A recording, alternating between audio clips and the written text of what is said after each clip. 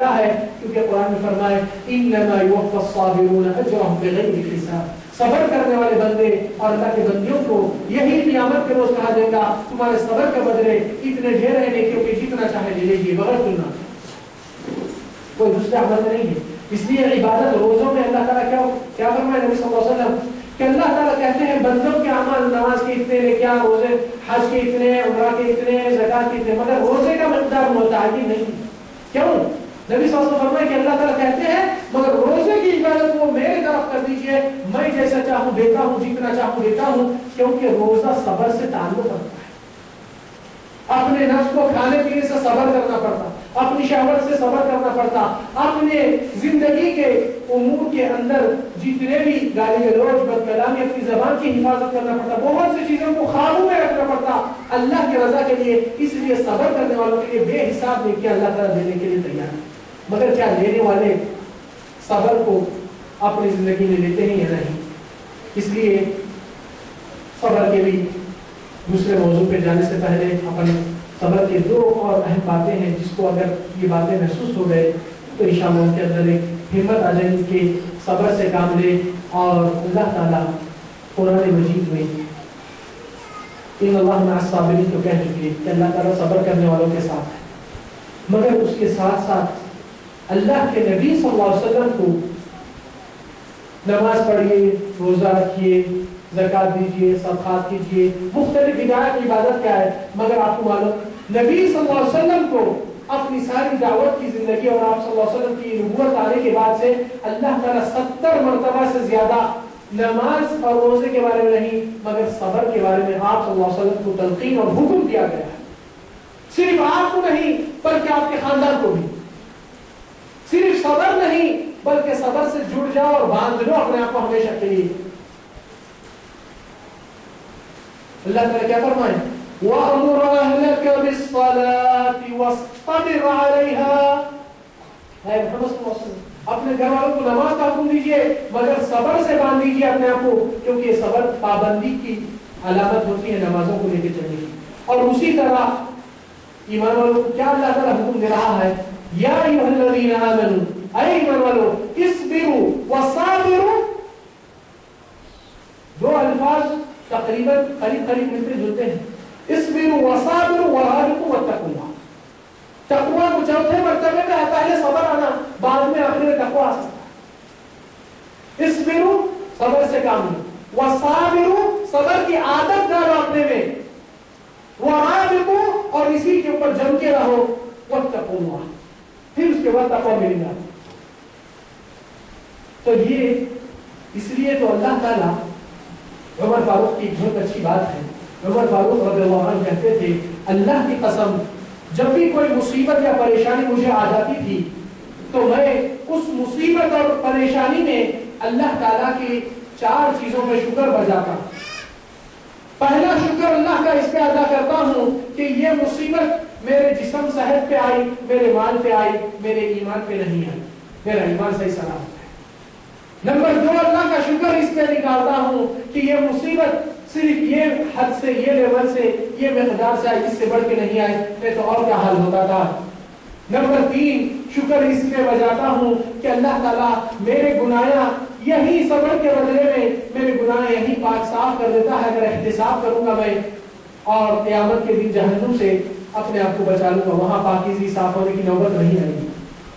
Number 4 کہ رسول اللہ صلی اللہ علیہ وسلم جتنے مصیبتیں سہتے رہے ہمارے مصیبتیں ان کے مصیبتوں کچھ بھی نہیں. ایمان والا ہمیشہ یہی ہوتا ہے ایک اگر چیز اس کو تکلیف کی پریشانی کی نظر آ جائے تو دوسرا رخ بھی دیکھتا ہے کہ اس کے پیچھے اور بھی اچھائیاں آنے والے ہیں. اللہ سے ہمیشہ اچھی گمان اور اچھی امید نکال کر رکھتا ہے اور کبھی بدگمانی شکوہ گیلا نہیں کرتا ہے.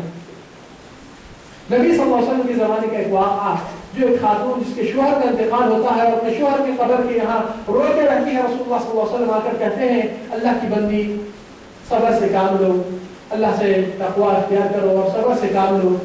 تو وہ جذبات اور غم کے دکھ میں بے قابو ہو کر جھٹک کر کہتی ہے جی کہ جاؤ آپ جس تکلیف سے ہم گزر رہے ہیں آپ کو اس کا احساس کیا ہے. ایسے الفاظ کو جواب دیتی ہے تو رسول اللہ وہاں سے نکل گئے تو لوگ آ کر کہتے ہیں کہ آپ اتنی بدتمیزی سے اللہ کے رسول کو ایسا جواب دیتے ہیں. تو وہ کہتی ہے کیا وہ رسول اللہ تھے؟ یعنی وہ قابو پانے سے باہر ہو گئی تھی اتنے غم اور دکھ میں، تو وہ رسول اللہ کہنے جا کر کہنے لگے اللہ کے نبی میں آپ سے معذرت خواہ ہوں، معافی چاہتی ہوں، میں شرمندہ ہوں آپ کو ایسا کہہ دی جبکہ میں نہیں پہچان سکی کہ آپ تھے۔ تو نبی صلی اللہ علیہ وسلم کیا فرمایا؟ لا، معافی کی یہاں کوئی ضرورت نہیں، مگر صبر اس کو کہا جاتا ہے ولیکن الصبر عند الصدمۃ الاولى، پہلے دھکے اور جھٹکے پہ ادھر صبر کرنا اس کو صبر کہا جاتا ہے۔ یہ نہیں کہ سب کے دنیا کے سامنے ولولا روئے چلائے اللہ کی تقدیر پہ اعتراضات دکھا دیے بعد میں کہہ رہے کہ ہم صبر کریں، یہ صبر نہیں ہوتا، کیونکہ اللہ تعالیٰ کو کون سا صبر پسند ہے جانتے ہیں؟ وہ صبر جو اللہ تعالیٰ قرآن میں یعقوب کا اپنے بیٹے یوسف کی غائبانے میں اور ان کے دکھ میں اور دوسرے بیٹے کی یعنی غائب ہونے میں کیا کہنے لگے؟ فصبر جمیل، بہترین صبر وہ ہوتا ہے جو انسان اللہ تعالیٰ یہ سنے میں کیوں صبر جمیل یعقوب کی تعریف میں آ گئی کہ یعقوب کا صبر بہت پیارا صبر تھا، اللہ کو بہت پیارا لگا، کیوں؟ کیونکہ یعقوب کی دعا کیا تھی؟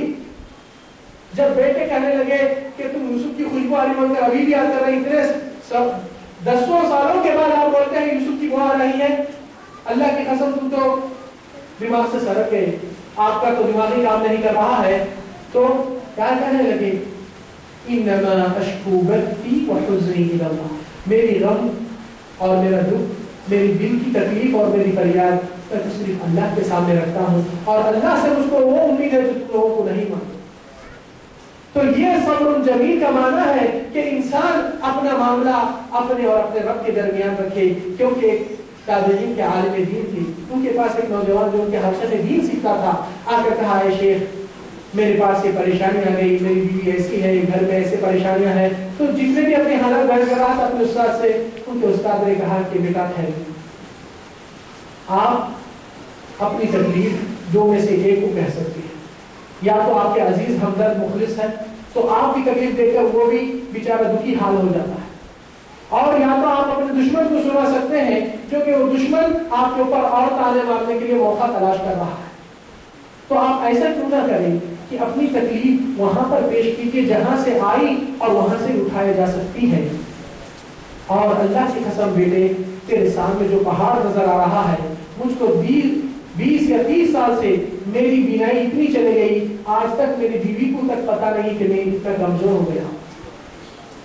عملی مثال کیا ہے کہ اللہ تعالیٰ کا امتحان اور گھڑی جب آتی ہے اس وقت آپ اپنا صبر کا مظاہرہ دکھائیے، کیونکہ ایمان کا چھٹواں حصہ کیا ہے کہ اللہ کی تقدیر پہ اچھے سے آئے یا برے سے آئے۔ اچھے سے آئے تو خوشی خوشی لے کر کھا کے پی کے مست ہوتے ہیں، اور جب آزمائش کی گھڑی آئے تو جب چیخنا چلانا کیوں؟ یہ بھی قبول نہیں کرنا تھا۔ تو یہاں پر جنات کا اصل اٹیک انسان کے ایمان سے بہت بڑا دخل کرتا ہے۔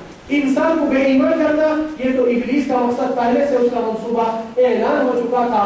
جس وقت آدم کو اللہ تعالیٰ نے تخلیق کیا تھا اور حکم دے دیے کہ سجدہ کرو آدم کے لیے، تو وہاں پر کیا دشمنی آئی؟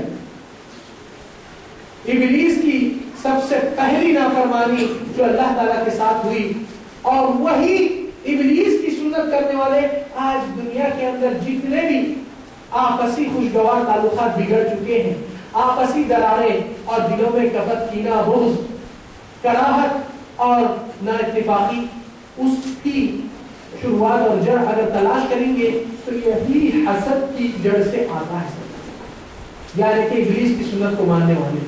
کیوں؟ کیونکہ چھٹواں حصہ ایمان کا جو تقدیر کا ہے، اگر ان کو اس طرح ملا کہ ان کی بچی یہاں پہ رشتہ ملا، اتنا اچھا رشتہ نہیں، یہ رشتہ ہونا ہی نہیں، یا ایک رشتہ پیش کرتے ہیں، بچی والے کچھ سمجھ میں نہیں آیا، بچے میں کچھ خلل یا کمی یا خامی آ جاتی ہے تو کہتے ہیں بھائی ہم معافی چاہتے بچی ہم آپ کو نہیں دے سکتے۔